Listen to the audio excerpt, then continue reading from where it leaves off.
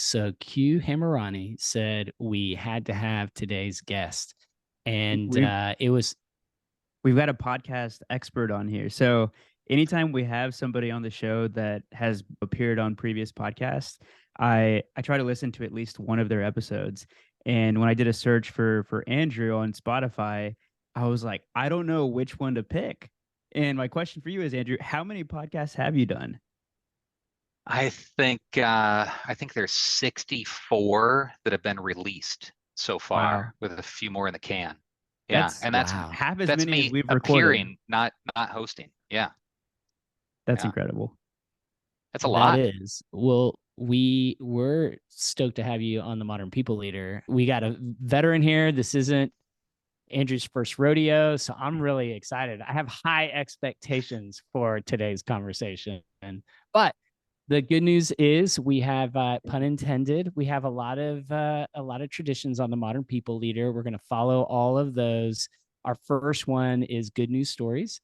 We all share a personal work related story, just something to give a little positivity to our conversation. Who wants to kick us off? I I Andrew, got this. I'm I gonna got pick on you. this. Yeah. Well, hey, I am back in the saddle here in the home office in the East Bay, the San Francisco area, after a week away in the hills and the hollers and woods of the mountains of Northern California. I took my little Oof. girls, ages 7 and 9, for 4 nights, way out, and we rode horses and tried to fish and got a lot of bug bites and made some memories all last week.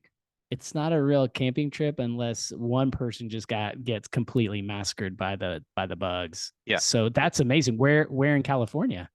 A little town called Quincy, about an hour and a half northwest of Truckee. Long drive. I can't advise taking a Tesla that far outside civilization, which I did, but boy, it was pretty great. Oh, that's going to be hard to beat, honestly. I'll go next. I'm going to go work related. And so closing deals, closing sales is really important to startups and to new businesses. As most of our audience knows, we are still early days at the Modern People Leader. We've grown so much, so quickly, and we have so much content. It's hard to believe that it's still under a year of being an actual formal business.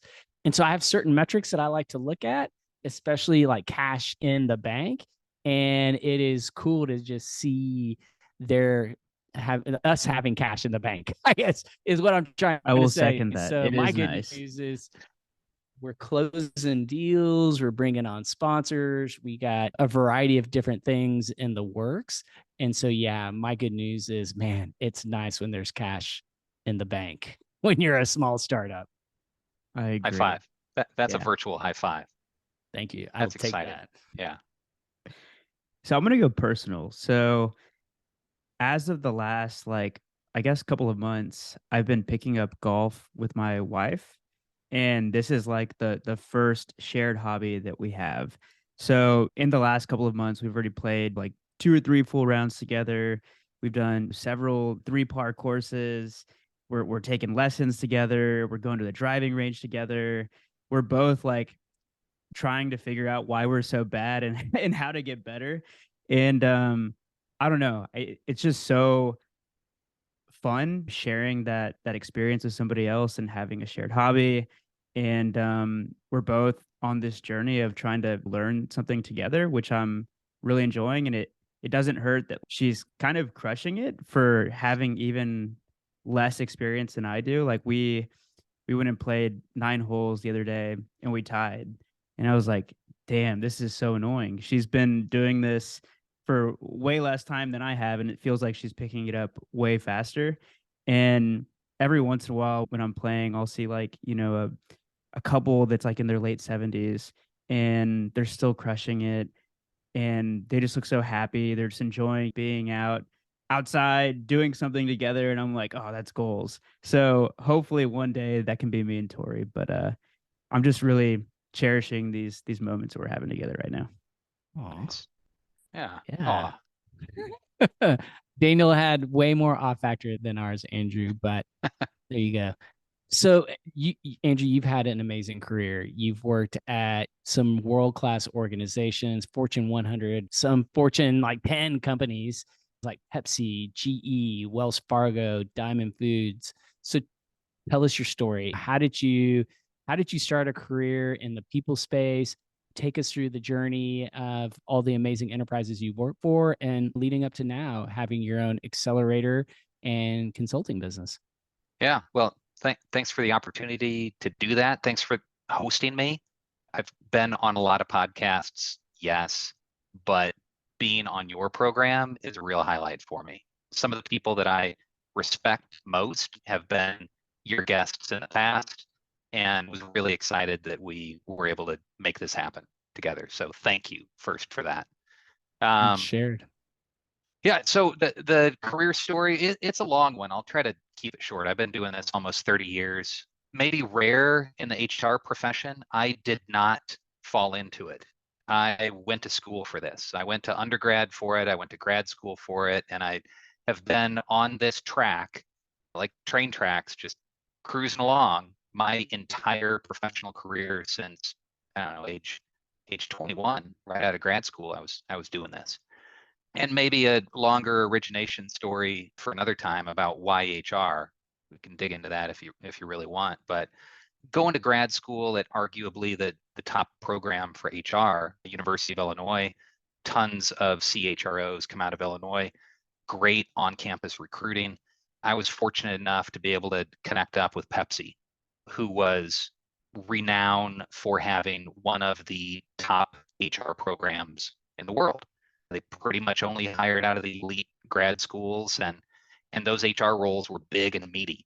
They had a pretty unique system with individual business units with general managers, and the HR leader and a finance leader would sit next to the general manager. And I was making decisions for a standalone business with hundreds of people and over 100 million in revenue right out of school, which was pretty crazy. So great foundational experience thanks to my grad on campus recruiting. That was probably highlight number one. If you're thinking of greatest hits, highlight number two came right after, where I had my first top job of a standalone company. This is way back during the dot-com boom. A headhunter called me when I was at Pepsi, working late, always working late at Pepsi, who talked to me about a head of recruiting job at a startup. And I listened. I went in for some discussions. I pitched the founders and said, you don't just need a head of recruiting, you need a head of HR. And this is somebody that can help you think through performance and compensation and all of the aspects of managing your team. And they bought it, and they bought me. And so here now at like age 23, 24, I was the head of HR at a standalone company, and we took it from 25 people to 150 or so in less than a year. It really took off. And then the dot-com crash happened, and it went to zero. And I laid everybody off, and I laid myself off, and the company went out of business. But what a massive formative experience to be part of hypergrowth like that early in the career. And that really set me up. Those two foundational experiences, like big company, really high quality function, what does good look like? And then tiny startup where I'm totally by myself in the Wild West, and the growth and the failure. That was another real formative experience. And I just kept bouncing between super high quality big organizations and more entrepreneurial experiences, ping pong for a long time. And then maybe my last big formative experience, I was the head of the HR function at a company that I helped take public. It's now part of the S&P 500. I joined when it was about 400 people. We took it to about 1,600. It's a decacorn or a dragon or whatever the term is for a big valuable real estate tech company. And that's the story of a long career, having a lot of jobs at a lot of different places and moving around a bunch. And I'm fortunate enough now to be out on my own. Have started a number of different businesses. People Leader Accelerator is the one that I'm hoping to talk about today, but just feel really fortunate for having followed that path for as long as I did. Well, I love the path. I think every story is amazing and unique, and it's just fascinating to hear like how people have navigated how people got to these great places they're at. A couple of things about your story jump out. I'm not sure if we mentioned this, but there is a material subsection of the modern people leader community. So HR leaders that are cut from the Pepsi mold. Like they're alumni. They introduce us to other former Pepsi folks. And so that's something that we've talked a lot about. I feel like I have a connection to Pepsi through all the amazing guests that we've had on this show that spent time there. So we've heard a lot about the reputation, the rotational program, the focus on understanding the business, Yep. the revenue, the P&L, and the impact that's had on the career. The second thing that jumped out at me is a second brand on your resume, and that's GE.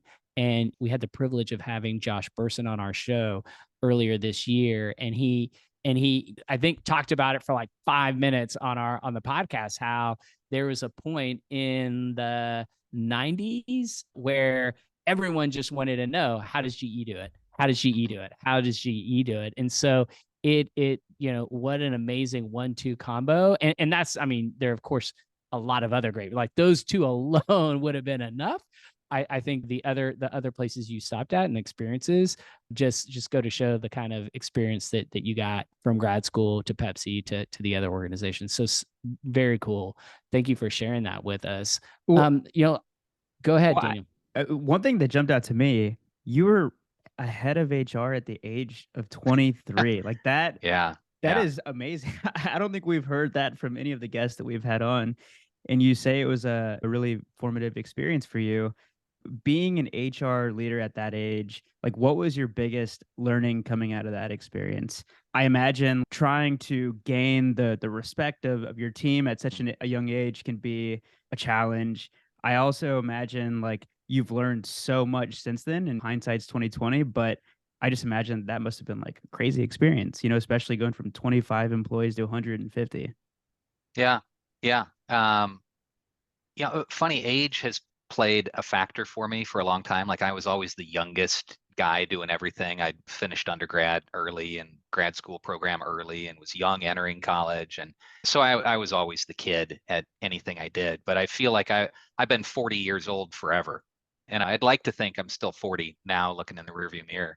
I was an old 23. It was a wild experience, but when you're in it, you don't even really know how wild it is. And there's just work to be done, and you figure out how to do it. And that's one of the things that I really appreciate and respect about the startup community here in the Bay Area and now beyond, like Austin and New York and others. We have that startup crucible. But there's so many people that are just figuring it out. They're just doing the work and doing the best they can, and that's what I did. And I learned a lot from both from grad school, but even more from the School of Hard Knocks. That's for sure. Well, I want to talk a little bit about your business. And so you now run an accelerator called People Leader Accelerator. So how long has that been in business? And more importantly, like how do you describe to family members or people that aren't in the people space what you guys do at the accelerator? Yeah. Thanks for the opportunity to pitch it. Yeah, it is not a fancy physics collider. It's not that sort of accelerator. It is not a startup incubator accelerator. It is a professional development program meant to accelerate the careers of HR professionals, of people like me.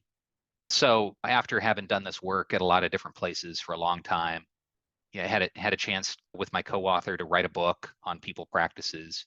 At some point around COVID, I figured out more people could use more help navigating their way through this really ambiguous, subjective, hairy work life of being an HR leader. And so from the book, we turned that largely into the framework behind People Leader Accelerator, which is what my partners and I have designed as the most rigorous, the most intensive development program for strategic HR leaders at founder-led, venture-backed tech companies. So tiny niche, right? Like that's not every HR leader in the world, but that's a group that I know could really use the support, could really use some of that foundational learning that you don't need to go back to grad school to get. And frankly, having been there, you won't get it from grad school, the sort of practical learning and application. And how do you sort out the founder stuff, the freaky founder stuff? How do you sort out hyper growth and getting stuff done and balancing the tasky things with the air quote strategic things? It, So it's that's go ahead. and I was just going to say it's crazy. It's like overnight, the business environment, it felt like the business environment no longer allowed for people to learn over time, like we learned, right? Yeah. And it was like, wait, no, you got to do this faster, and also have to master these new concepts that weren't even around 5, 10 years ago, and it all needs to be done like now, like literally yesterday.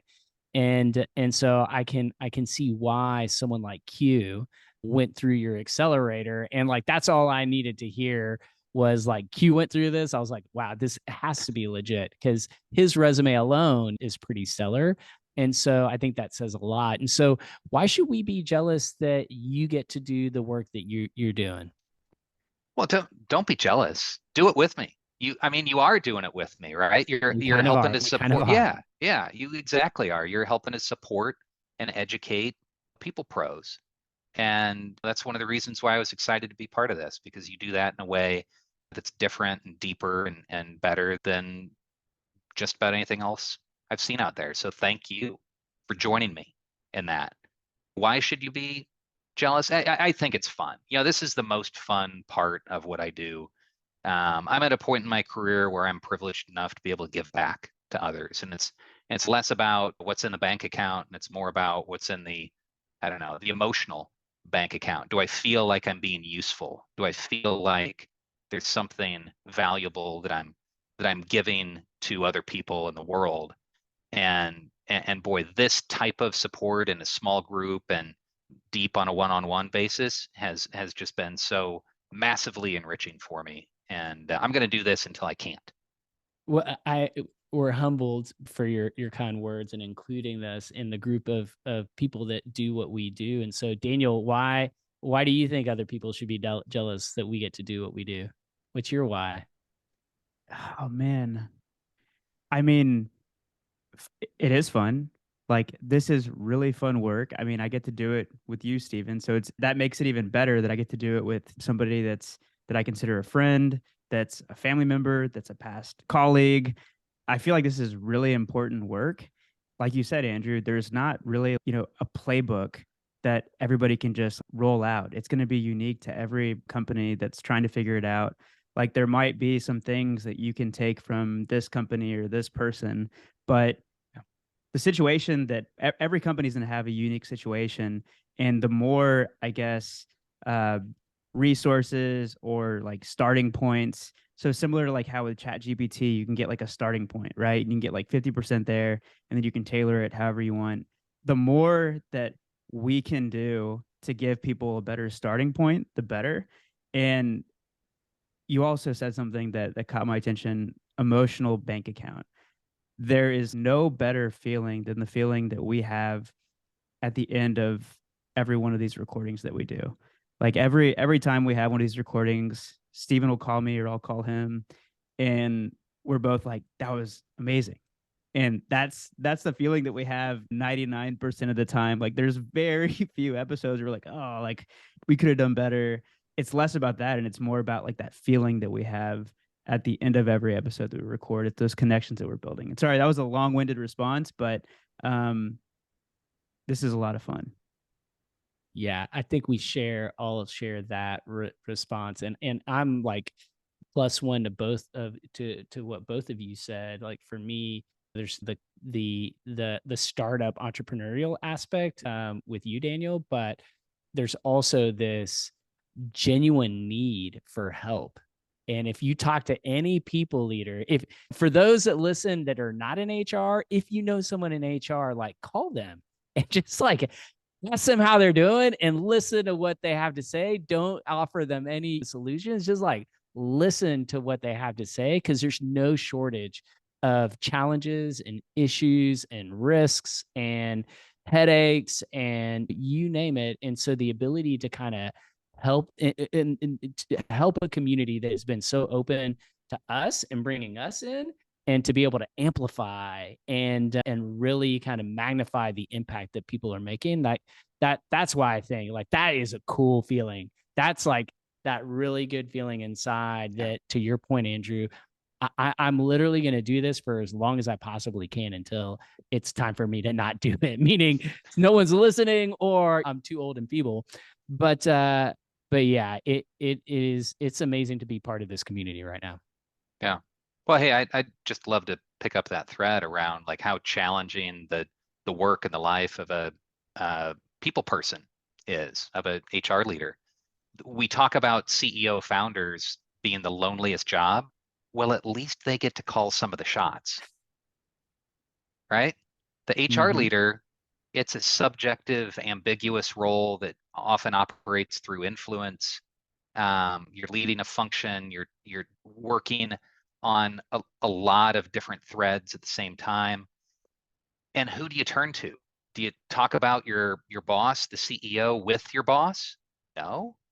There's usually no one else in your small organization that does what you do that you can turn to for help and advice. You don't want to pull your team into the hairy stuff and ask them for support.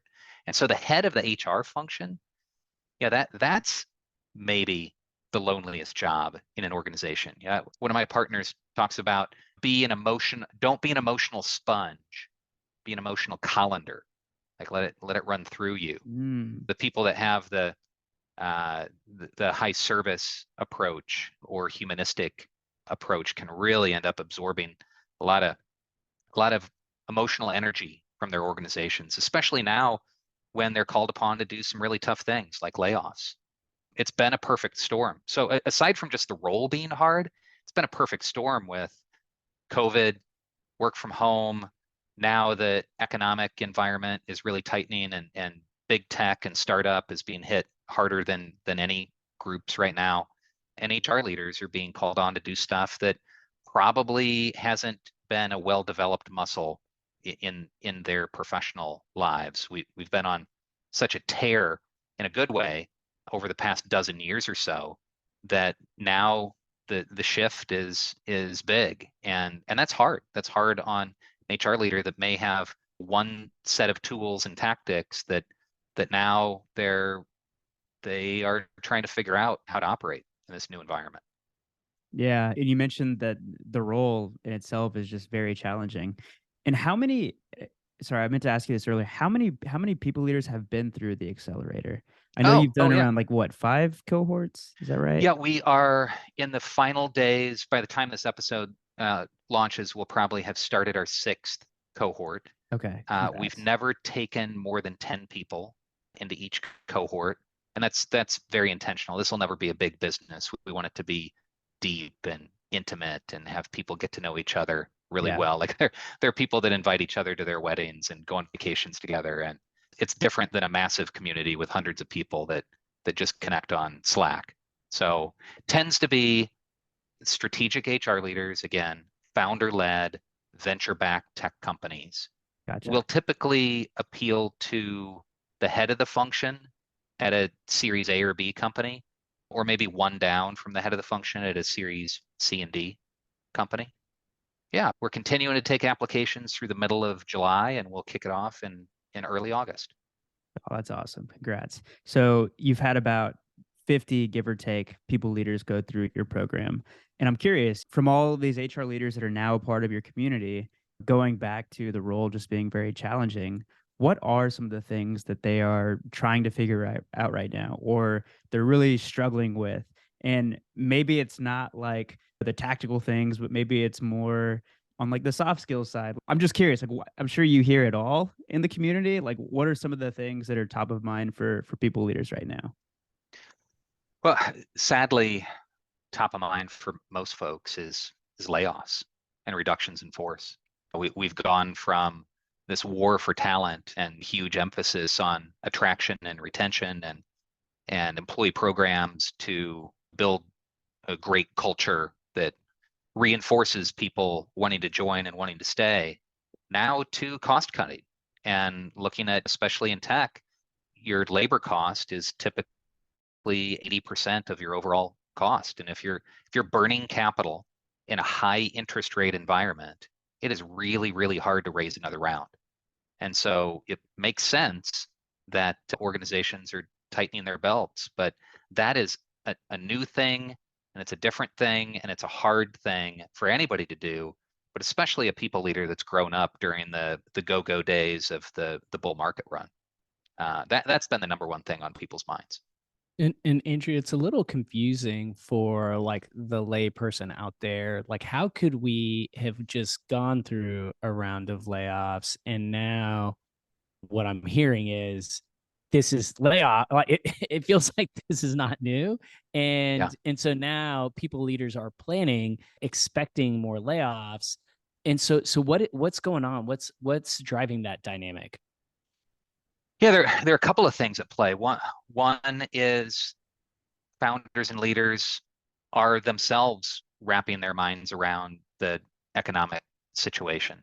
And we're starting to see some revenue contraction, where as companies tighten their belt, B2B SaaS companies, their customers are starting to reduce number of seats or try to consolidate subscriptions. So the revenue number is starting to be hit. It's not just proactive cost cutting. You're starting to see it on your top line, which then exacerbates any sort of burn issues that you might have. And I'm not a finance guy, but I pretend to be sometimes. I know enough to do the work that I do, but that can be pretty helpful. Like, what is your business going through? What we're seeing is that it took a little while for many tech leaders to get their minds wrapped around higher interest rate environment means it's going to be hard to raise capital. Therefore, we need to extend our runway. How do we do that? We reduce our labor cost. That led to the first round of layoffs. Now we're Got it. seeing wave two, which is revenue contraction. And it feels like now everybody's being asked to do more with less. And we recently had David Landman from Goldman on the show, and he has named 2023 the year of retention.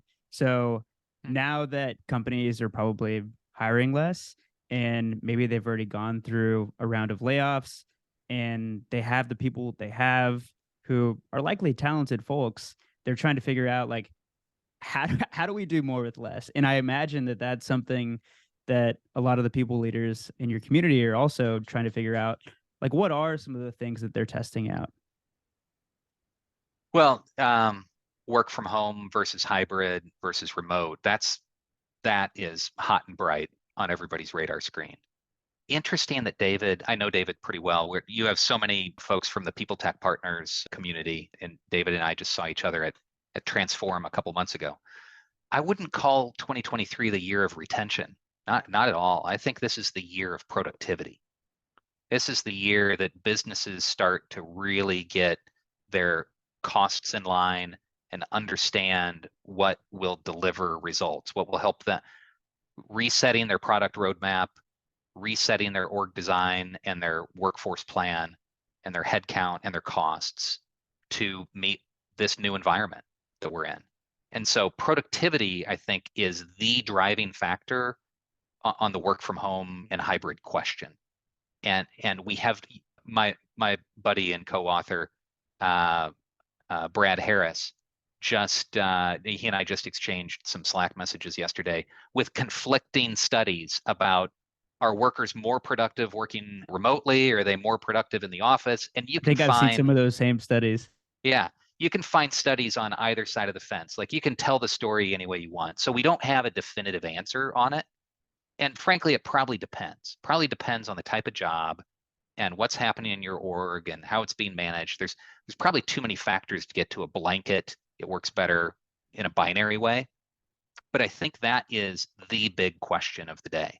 And there's a lot of cost wrapped up in commercial office space, in travel, in all the perks and programs that you might have with an in-house or a Hive-based workforce. So I think this is one of the big questions for orgs to figure out is productivity, especially as it relates to a distributed or how distributed your workforce is. Just going back to the conversation earlier, I'm a people leader, and I'm for a mid-size tech company. Let's call it 500 employee company. Yeah. So which is sizable but not huge. And I'm trying to figure some of these things out. And I need to figure them out pretty quick. Yeah. And I don't really have the tools in place to give me the answer. Like, what are some of the, and I'm under a lot of pressure to rein in costs, and in particular to get people back into the office. Let's say we're leaning that way. What are some of the data points that you're seeing that support those decisions? Like, under what scenarios kind of do you see that being a clear answer to make? Like, you know Yeah. what? At a minimum, we're gonna go hybrid, but we're gonna go 3-2, 3 days in the office, 2 days. Like, how are people leaders like debating this at that kind of level? Like, what are some of the, how do you work through something like that? Wow. Yeah, without data, I've seen a lot of people leaders acquiesce to the desires or demands of their senior executives. And a lot of senior executives, Gen X and earlier generations, are used to the management practices of management by walking around and the convenience of being able to pull together people for a quick huddle. And so it's what I'm seeing is a preference by most senior executives that tend to be a different generation than most of the frontline workforce for in-office or more in-office work. And I've seen the HR leaders, again, in the absence of information, in the absence of strong data, ultimately acquiesce. Where I think we can bring some data to the table, and it's not that hard to do.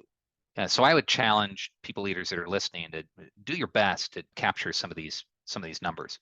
Well, one is, what different labor rate could your organization potentially pay for talent if you're outside your headquarters location?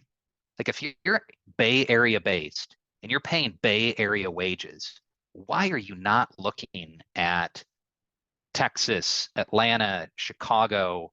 That's just inside the United States, let alone offshore stuff. But inside the United States, you can get 20% plus labor rate differential. And this is more for work that can be done remotely, like knowledge workers in the tech field, right? In retail, if you're running a gym, you can't have people working off site, right?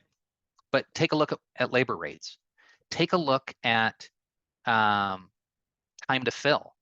If you're willing to fill a remote job, I just saw a stat from LinkedIn that said, like, there's 10x the number of applicants to remote jobs versus in-office jobs.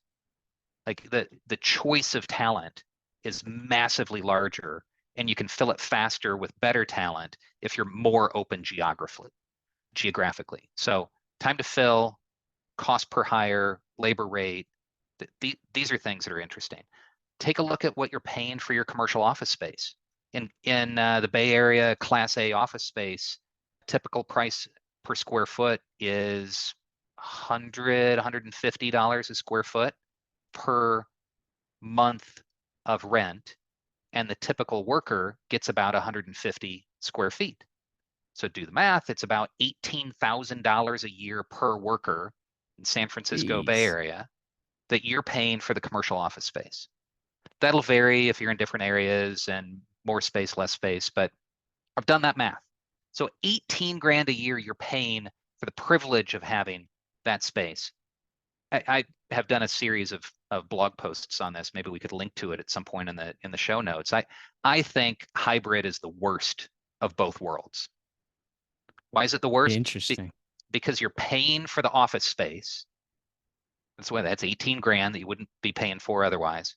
You're giving up whatever advantages you think you may have by being able to gather people locally in an ad hoc manner whenever you want. Because if you're hybrid, you say it's 3 days in, but it's actually 2, and it's a different 2 for everybody, and you're never really able to get your complete team together. So you have some real losses there. And maybe most importantly is if you're hybrid at all, you can't get the geographic arbitrage on the labor cost. You can't hire somebody from Atlanta to be in your office in San Diego 3 days a week. You just can't. So I think hybrid's the worst of both worlds. So as you were going through all of those calculations, I pulled up my notes from a podcast we recorded, I think on Monday, with Roz Francis Harris, who's the VP of Talent Acquisition at Zillow. And she came on to talk about Cloud HQ, which is what they've branded their work strategy. So they're fully remote. And she was just listing off some of the stats or some of the results, I guess I should say, from this move that they've made to Cloud HQ. So these are some of the numbers that she gave us. 4x more job applicants than before. The applicant pool looks way different. So women have been 52% of applicants and 54% of new hires compared to 42 and 43 pre-Cloud HQ. People of color, so Black and Hispanic people, both of those numbers went up a good bit too. So for Black hires, they were 11% of applicants and 14% of new hires after, and before it was 8 and 9. I mean, I could just keep going. Yeah. She gave us a whole list of numbers. So I was also thinking about like the DEIB aspect of it and the impact that you can have there. But thanks for giving us all that. I know we're riffing here. It's a rabbit hole for sure. The piece I haven't talked about though, and Stephen, this gets to your question, is the productivity, right? If I'm saying 2023 is a year of productivity, and that's the big question here that a lot of senior executives are hanging the decision on. You're more productive if you're in the office more. We think you're less productive if you're in the office less. How do you figure that out? I'd suggest do something local, even if you're in an organization with just a few hundred people. Do a simple A/B comparison test. So let's demystify that. What does that mean? Okay. Let's say you have 30 people, ballpark, in some sort of customer service or inside sales job. Let half of them work remotely and have the other half work in office. Or maybe you do hybrid versus whatever. Find your comparison group and run that for a couple of months, 2 months, 3 months, 6 months, whatever it is, and track the results. Pick a job like customer service or inside sales where you have very clear metrics for success, right? You have number of calls handled, you have number of sales made, you have whatever it is, you have a customer NPS on the interaction. So pick a job that you have a multi-incumbent group of people. Doesn't have to be a scientific experiment, and yes, stuff is going to happen, but you have one group that does it and one group that doesn't, and compare the results. And then you can, in theory, extrapolate that to other types of jobs in your org. It at least gives you some really solid information where you're piloting something and you can share those results with your senior executives and broader org. Have you seen results like this from companies that have done something like this? You haven't? Okay, yeah. I love this, and it feels like a very easy, practical thing to do. Just curious to see if you actually had seen any like the end result data. What I've seen is decisions being made based off of belief and gut feel more often, and that's not just the HR people; that's the executives as well. Well, I did this way back in the day at Washington Mutual. We did an A/B test with a sales manager skill building program, and we put half of them in it and half of them not. And it was interesting. Like I was the one pushing for the control group test, and senior executives were like, "Oh no, we want everybody in this. Like this is the right thing to do." And I was like, "Well, we won't really know if it works unless we have a comparison point. So how about we do that? Like maybe we do a staged rollout. You believe it's going to work? Cool. Could I do it with this group 3 months before the next group?" And that gave us like really strong data. But have I seen remote work experiment? I haven't, but I would love to hear about it. Yeah, I'm scratching my head why that hasn't been done. It seems like such a straightforward thing to do. But one thing that you mentioned earlier, I can't quit thinking about, and it's a bit of a blind spot for me, seeing as I fall into the group. But your comment earlier that there's a belief or feeling that a lot of these decisions are being driven by a personal preference or just what is known and what is comfortable by executives that are probably from an older generation. That older generation now being my generation, which is kind of it's hard to wrap my head around that. But Gen X is, we were forced to work this way. We weren't given any options. It was what it was. We had to do it. And ironically, we wanted a better way. There just wasn't a space to really have that conversation. Now obviously things change. And I think that's a blessing that the younger generations have brought to the workplace. But now what I'm hearing is it's potentially a lot of change resistant Gen Xers that just have a preference or a feeling that this is a better way. We'll be more efficient Yeah. if we work that way. And that's a complete blind spot to me. Yeah. It's the known versus the unknown, right? Why take the risk on doing something different if you know that it worked a certain way, if you were able to meet your financial goals, projections, product roadmap, doing things a certain way? Why take the risk? I get that completely. And I would have fallen in the in-office, rigid, old school way of working had I not worked for a CEO of a startup during COVID. And like immediately we shifted to a fully remote model. We immediately leveraged the cost savings, extended our runway. We were able to even upgrade in talent in some ways by choosing the work approach that we chose, and we subsequently exited. We're like, okay, Yeah. we know what we need to do. And honestly, the change in work strategy helped us achieve that end goal of exiting. Yeah. Without it, we probably keep our burn rate high and we run out of runway before we can get acquired. And so, but I had to go through that experience. And for me, I don't know what my next job's going to be, but I do know I want it to be with a fully remote company. And I want Yeah. to see like, how do you scale culture? How do you grow and Yeah. develop sales operations?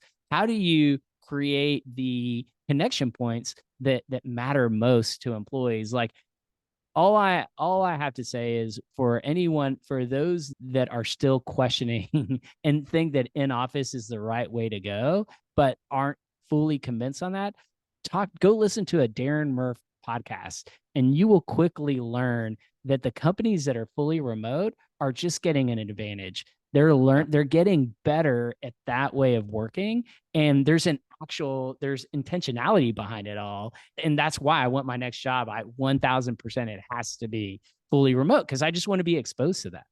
Yeah. And I think this creates a big opportunity for HR leaders to help their organizations figure out what works for them. And it may not be 100% of jobs that are remote or hybrid or whatever. But if you can help your org and your senior execs crack that code and figure out what works best for you, you may not get it perfectly right away. There may be some course corrections along the way. You can add tremendous value to your organization. Well, and Um, and I want to talk a little bit about that. We've gone totally off of what we plan to talk about, but to kind of bring it back a little bit to that, in having the day-to-day experience you have of working with people leaders, what expectations of people leaders have changed recently? Or put otherwise, like what's generally expected of a people leader today that wasn't a year or two ago? um, well, I think there have been a couple of big shifts. Like at one point, it was more about people ops, right? Get people benefited, ensure payroll works, handle the problems, keep us out of jail, right? That's compliance, people ops stuff. Then COVID happened, and work from home happened, and there was and as well as the social equity issues that really reached the broader public awareness. And HR all of a sudden needed to be an expert on you know, disease control and pandemic stuff and accommodations for people that want to be masked or vaccinated or whatever and in office, and social equity issues and how do you communicate about that. Like, wow, that was crazy. Now, shift number two is we're in this massive cost control environment where orgs are driving for productivity and keeping an eye on their bottom line, where capital is not free or cheap anymore. Capital is pretty expensive. So you're being a lot more thoughtful about how you spend dollars. Those are the shifts. And it's been a wild ride for HR leaders. And so I talked about this a little bit earlier, where HR leaders are being asked to be that productivity expert, be the workforce planning guru, comment on org design in a different way than they were before. It's no longer just about driving morale and a positive culture and talent attraction and retention. This is not the year of retention. I'm going to tell David that. This is not the year of retention. This is the year of productivity and a much tighter focus on that. So I wanted to go back to a comment that you made in our prep call. I think you said there's a risk of operating in an HR echo chamber and Yeah. not focusing on the foundational things. What did you mean by that? All right. Well, we're fulfilling my promise to be a little spiky and a little controversial. If I haven't gone there already, here we go.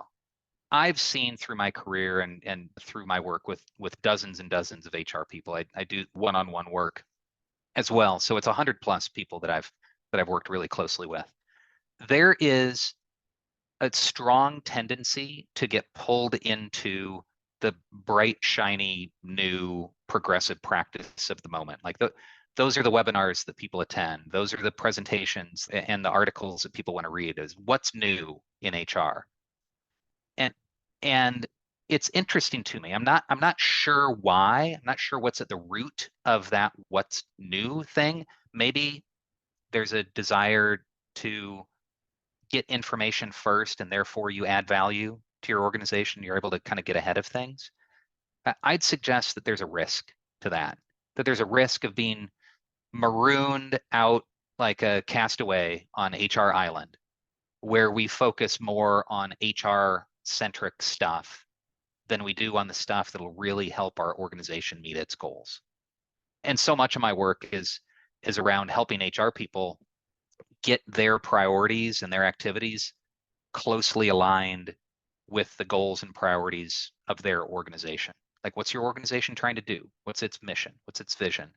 What are the 3 goals you're trying to deliver this year? Make sure that the stuff that you're doing, like directly and logically, lines up with those organizational priorities. And I feel like we've lost our way in a lot of ways. Like we keep talking about the new stuff, and we're not yet brilliant at the basics in many of those orgs.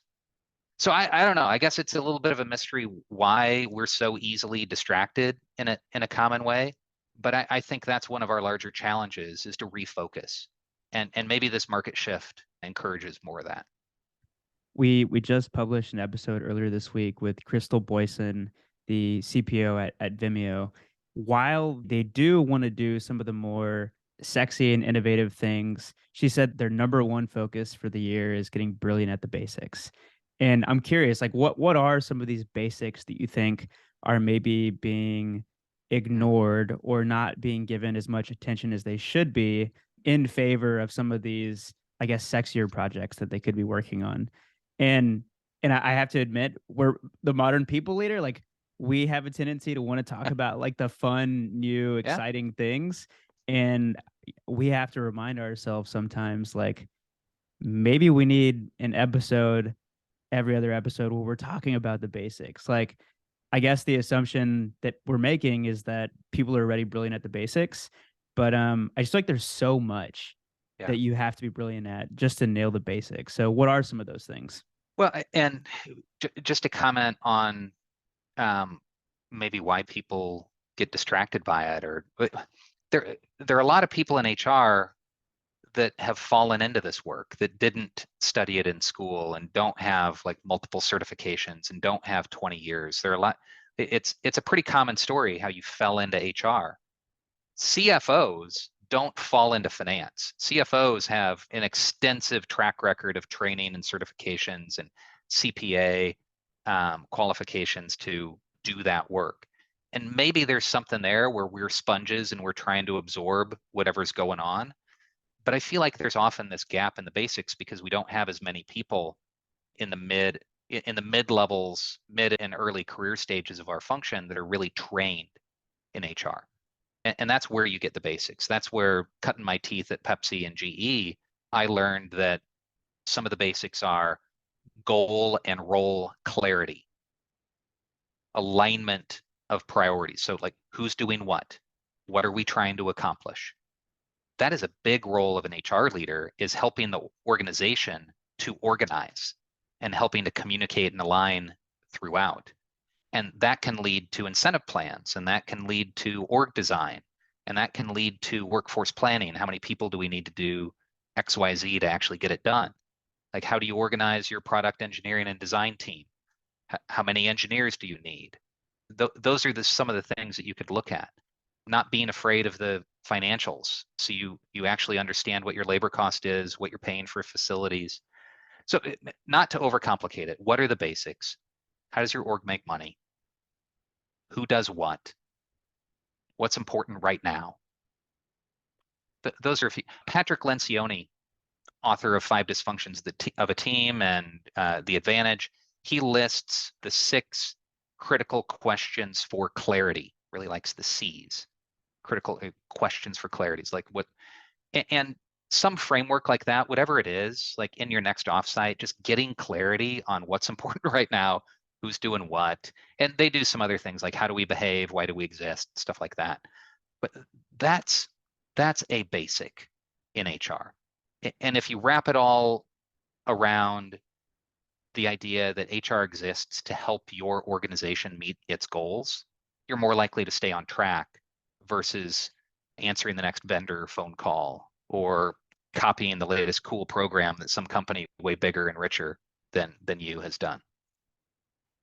Sometimes I wonder whether the fact is if you're an accountant, right, there's a pretty consistent career track for an accountant, right? A finance person. You have this major, you get these additional, there's continuing education, you get the certifications, and then you do very specific things.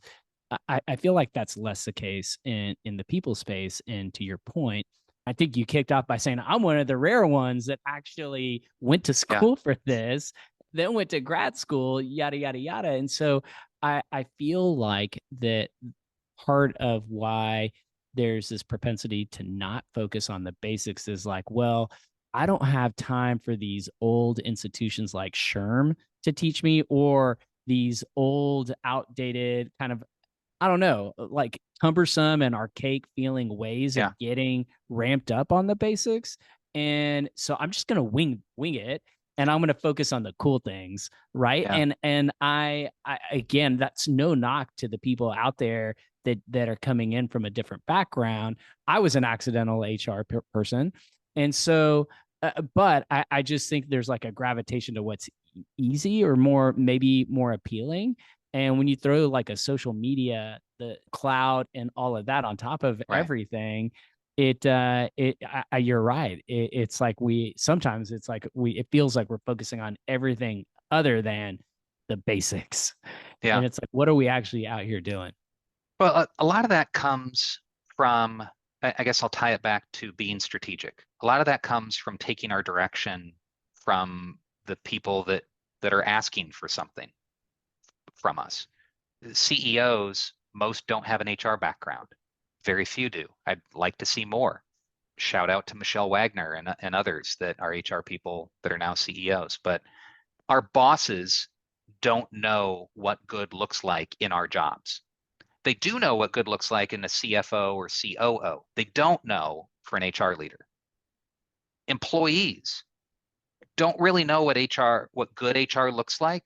What they do know is they have a question or a concern that needs to get addressed. So there's like a customer service need where you're going to get pinged. Mid-level managers, likewise, their interaction with HR is as a service provider where they need something. They need to know a policy, a program needs to be delivered, there's an employee relations issue or performance management problem. So I think by virtue of us as professionals in the function, not really being as steeped in understanding what the work is, we let ourselves get yanked around by our various constituents and view ourselves as more of a service provider. And I come across this all the time with people that I support. Like there's this propensity to serve, and you view your value as being somebody that's like really easy to interact with, super high level individual contributor, high level customer service. But customer service jobs aren't paid as well, aren't as influential, as general manager jobs. Like the pairing that I might make is if you are not allotting a certain amount or allocating a certain amount of your time to thinking about what should you be doing, then you'll be more likely pulled into the lower value, tactical, executional service delivery work. And you should be spending, if you're strategic in any way, you should be spending a decent amount of your time trying to figure out what are the most important things. Maybe nobody's asking for it. Probably nobody's asking for it. Your job as a strategic HR leader or a senior executive is to decide what your function will work on and to figure out how you can add value. So if you're mostly saluting and delivering against demands, then you're probably missing out on some opportunities. This is so timely. So this is making me very excited for a conversation that me and Steven are going to have on Friday. So we're doing a group episode and we're having on a CMO and a COO, and we're going to talk about how HR can align themselves closer to revenue, and how HR, like what HR can steal from marketing departments, sales departments, or from a COO in almost rebranding the department as less of a service organization and more of a strategic function, like you're saying. So you're just getting me hyped up for Friday. Love it. Yeah, and we're unfortunately we're out of time, so we can't dig even further into that, but we are aligned on the fact that by the importance of focusing on the fundamentals and what matters most to the organization, which many times isn't those aren't the buzzy trends that you're seeing on LinkedIn. Yeah. It's just not. So with that said, we got to turn the corner, Andrew. It's been I just got caught up in the back and forth conversation, but we have a couple more traditions before we let you go. Next up, we have rapid fire questions. So I'm going to ask you the same set of questions that we ask other people leaders. First question: if you could go back in time and talk to a 22-year-old Andrew, what career advice would you give yourself and why? Um, I've got a whole Cal Newport delayed gratification thing. Give a talk on this to my grad school program. Check that out on LinkedIn separately. Different piece of advice. Your network is probably more important than your work in growing your career. Happy to expand on that, but boy, that was being heads down for years and working 12 to 14 hours and just grinding it out, doing the work. As my network has expanded, my opportunities expanded exponentially. And nobody really cared whether I spent that incremental hour or two in the office or did the extra thing on the job. Love that. Love that. If you could fix any HR people problem with a magic wand, what would it be and why? I think there's something meaningful there around performance and productivity. Bringing visibility to performance, productivity, include retention there. I think our performance review processes are broken. I think our employee survey processes love a lot about Culture Amp and Lattice, but they're not as timely, they're not as lightweight as they need to be really effective. Like what we need is some sort of way to look into the org and figure out who needs help in a way that we can do something about it and be a lot less concerned about anonymity and psychological safety. Like if you need help, let's figure out how and get you that help. Love that. Could also spend a whole episode on that topic as well. The last question: is there anything you believe to be true about the world of work, but you don't yet have the data to support it? Well, we talked about the work from home, distributed work thing. That's an obvious opportunity to dig into. Another area that I don't think we have as strong data as I'd like to see is around one-on-ones. I think that is the magical management tool that helps keep people aligned with those most important things. provides those most important employment experiences. And so I'd like to understand better how to gauge one-on-one quality. I can figure out completion, but quality of one-on-ones is something that I'd like to have a better read on.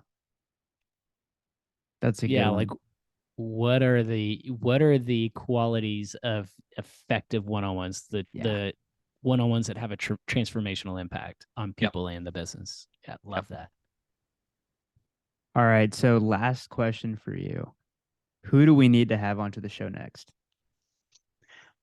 You have had just an amazing array of guests. Caitlin Cam was also part of People Leader Accelerator. Q has been part of it. Adam Ward is one of our SMEs. We share a network here. There are a few people that I looked up in preparation for this question, and I cannot believe you haven't had any one of these three people on. So please get them on. Seda Howard, formerly Chief Talent Officer of IVP, one of the biggest VC firms, has now started her own VC firm. Get Seda Howard on here. Amazing. HR person turned investor. 2, Natasha Kemenkar, Chief HR Officer at places like OpenTable and App Annie, has started her own strategic HR consulting firm with a specialty on diversity and inclusion. And she has a strategic mindset which wraps in DEI and B issues. I think she's just fantastic. And we work with her at People Leader Accelerator. And third, Jesse Fries. Let's expand you into the startup experts world. Jesse works at Sequoia, but he started a big and popular community of early stage HR leaders called Startup Experts. And there are about 800 members in that right now.